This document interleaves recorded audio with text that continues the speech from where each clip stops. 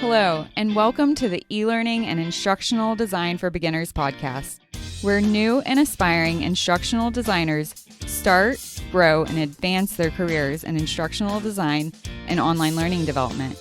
I'm your host, Crystal Harper.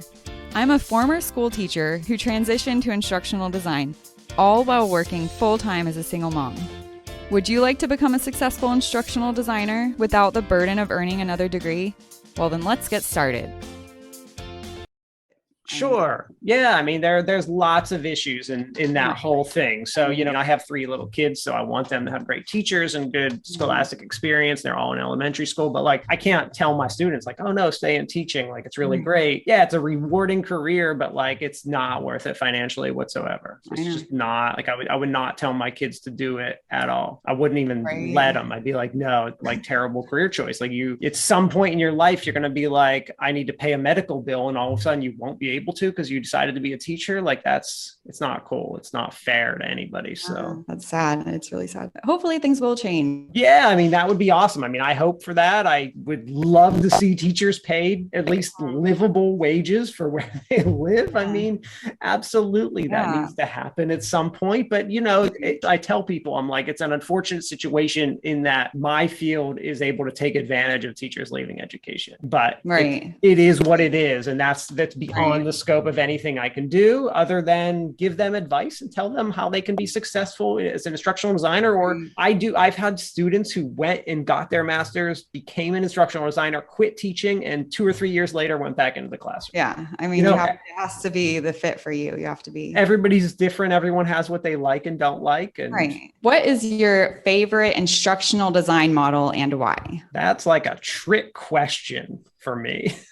That's a trick question because there are literally thousands of instructional design models, all based on the ADDIE framework. First of all, I don't use a model at all. I use ADDIE as my framework, and I tailor what I'm going to do towards the project that I'm on. There is no I use this model, and I go in and I hear what the problem is, and I solve the problem, choose everything I'm selecting from my technology to my learning strategies to my organizational strategy, my delivery strategies, to the how I'm going to do my analysis and design and develop based on what the client needs. There is no, I don't go in and say, we're using Articulate, and that's Articulate eLearning. That's what I do, and that's what we're going to do for you. It's no, what is your problem and how can I best solve it? Because that might be through programming a mobile app, that might be through Articulate or Captivate, or that might be through me using PowerPoint or face-to-face training or whatever it is.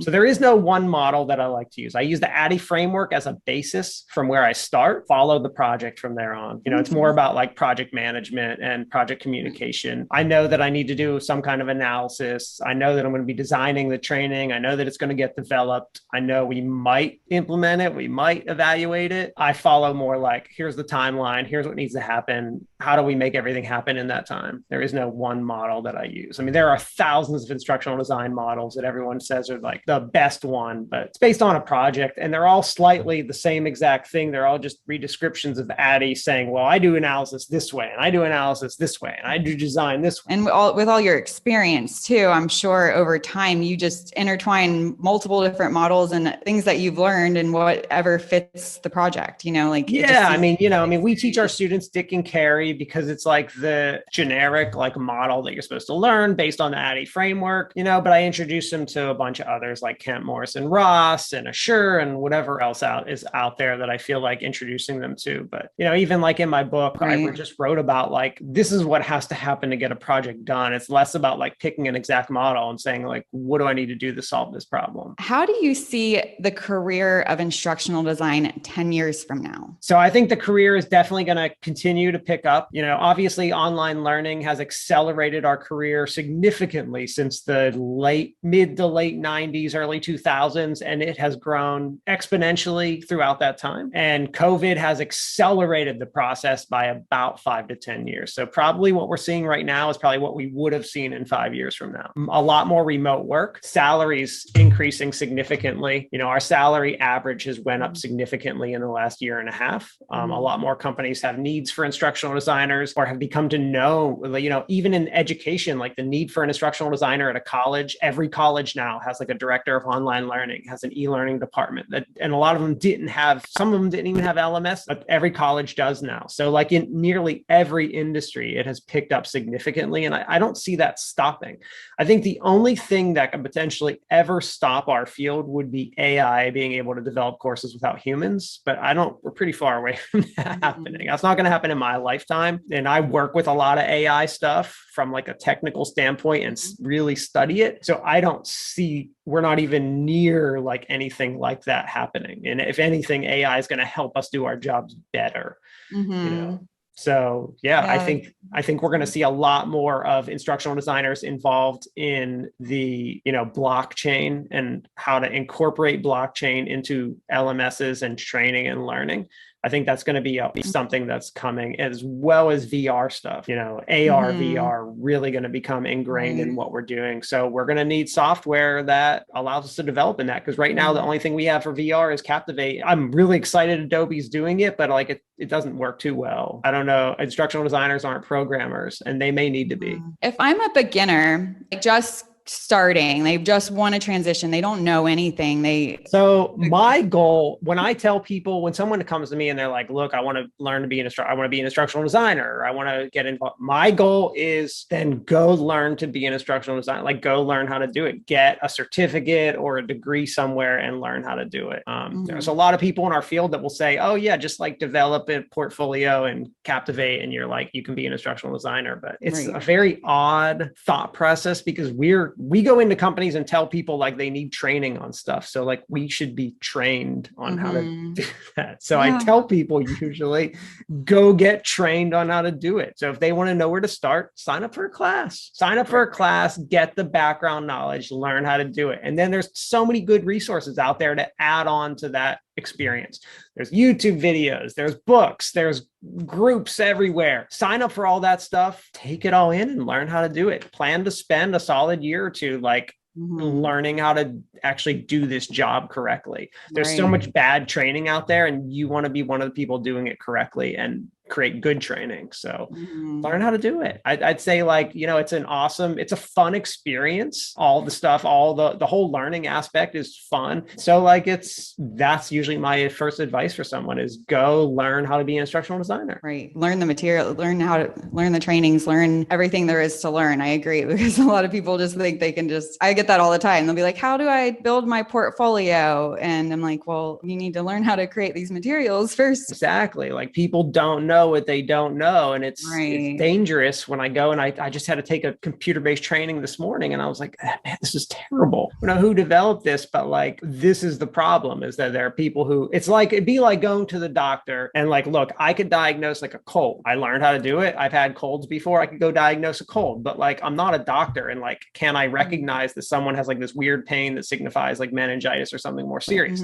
Same thing with instructional design. Like anyone can go to design training, but like, you can't recognize when like what you're doing isn't correct because like you weren't trained to. It's like those little things that make these big differences in outcomes that all of a sudden, like the training I took today, it was not formatted correctly for a 980 by 1020 resolution screen. Why someone would develop it in a different resolution, I don't know, but they just didn't pay attention when they published it because they probably were never taught about resolution and it was just something not to pay attention to. So when you screen it up on a 4K monitor like I have, it doesn't show up correct. And like they just probably didn't think about that because they weren't really taught about, they didn't take courses on development. So they don't know those little things to look out for and what those numbers are and stuff. And it's like made the biggest difference. I couldn't see half the training. I had to like keep scrolling all around everywhere because they can't zoom correctly. Right. Yeah. And it is a lot to learn. But with my community, I have everything I learned in school and it's a lot of trainings and I get this. I don't have time, but it's really like that's if like, you want a new career, you got to invest in it. Like, exactly. You want to be imagine the investment someone takes to be a medical doctor. They can't even start practicing till they're like in their 30s, going from 18 years old, bachelor's degree, 4 years medical school, 2 years residency, and then they owe like $400,000. We're talking 1 to 2 years of training that literally hardly cost you anything. And yes, it's much easier if you do it in your 20s before you are assuming someone doesn't have all these responsibilities. We get more as we age. Yes, I get it. But like, if you want to do the career transition, like take the time. I have a lot of students working full-time jobs with families who are doing it, and they're doing it in like 1.5 to 2 years. So I know it can be done. So like, there isn't excuses for people. Like, I'm watching people do it successfully. And they say, yeah, it's a lot, but I just manage my schedule and budget, and I still get to go to my kids' soccer games. I'm still going to Cub Scouts. I'm still spending time with my significant other. I'm still working a full-time job and taking 2 classes. So I know people can do it. Right. Yeah. It's a matter of priorities. Definitely. It's just making it a priority. Yeah. Like, a lot of people that go into the field too already had a career, so they're transitioning. So maybe that's a lot of it. They don't want to have to relearn it all. But I mean, yeah, if you're starting a new career, you have to. Yeah, that's always part of it. You should continue to want to learn stuff. Like, I continue to learn every single day, even though I'm not taking courses, which I would. And I'm not because I can't prioritize, because I have a full-time job, like 3 side jobs, and I have wife, kids, and family. Like, I honestly wouldn't have. I'd have to cut something else off my plate to do. But like, I would love to go take courses, but I'm still learning every day new things on my own. Definitely, even in this field, like, if you get your degree, you have to keep learning, because it's constantly new things. Yeah, I mean, when I started, the tech is 100% different than it is now, and in 10 years, it's going to be different from what we're doing. Like, as I said, with the AR, VR stuff, like, everyone's going to be learning new stuff soon. Where you have to learn it, or you. What words of wisdom would you share with someone just getting started in online learning and instructional design? My words of wisdom are: follow your passion,